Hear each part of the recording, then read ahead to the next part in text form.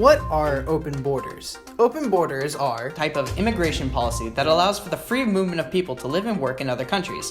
Two books that have recently topped the Amazon charts in the public policy immigration section are libertarian economist Brian Kaplan's pro-open borders graphic novel, Open Borders, The Science and Ethics of Immigration, and far-right pundit Michelle Malkin's anti-open borders book, Open Borders Incorporated, Who's Funding America's Destruction. Kaplan argues that open borders would double global production, dramatically increase global wealth, lower the burden on taxpayers in areas like immigration, and has shown success in both the past with the United States and in the present with the European Union Schengen area. On the flip side, Malkin claims that open borders would threaten national sovereignty, is a burden on taxpayers, is supported by various shadowy figures and organizations like George Soros and the United Nations, and would encourage terrorism in the United States. Supporters of implementing open borders policy in the United States range from University of Toronto Professor and immigration scholar Joseph Cairns to billionaire Charles Koch to some libertarian presidential candidates like Jacob Hornberger and Arvin Vohra. None of the current Democratic or Republican presidential candidates have spoken out in favor of open borders. The Democrats want open borders. They want anybody they want, including MS-13, pouring into the country. Open borders? Open borders. That's a Koch brothers proposal.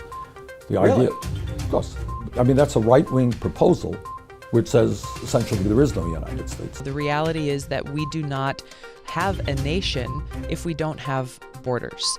It's a false choice for people to say you're anti-immigrant if you support secure borders. That's just not the case. I support different enforcement priorities, and of course I'll look at this statute to see if you can make changes depending on the level of a security risk. But no, I don't support open borders and simply getting rid of this statute. One exception might be former New York City Mayor Michael Bloomberg, who called for open borders back in September 2018, though this was before he officially declared his candidacy in November, and he has not made it official policy according to his website.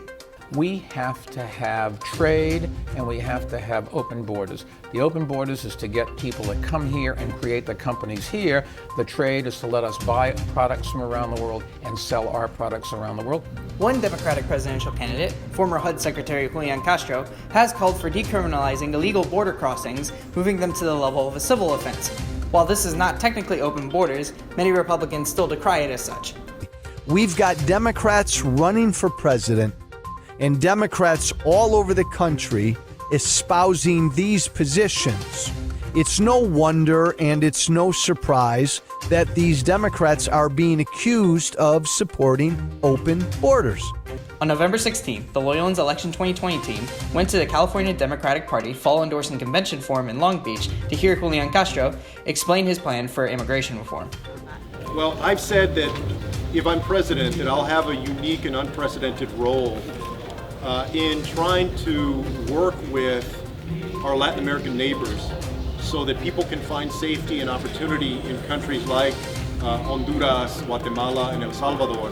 You know, I've called for a 21st century Marshall Plan so people can find safety and opportunity at home instead of having to make the dangerous journey to the United States. Most of the people that have been coming from Central America, but now we're seeing an uptick in Mexican nationals. Part of that is related to the lack of security again and the flaring up of this violence, as well as poverty. We need to work with Mexico as well to continue to ensure that people can find safety and opportunity there at home so that they don't feel compelled to make the journey north to the United States. Julián. That's the kind of approach.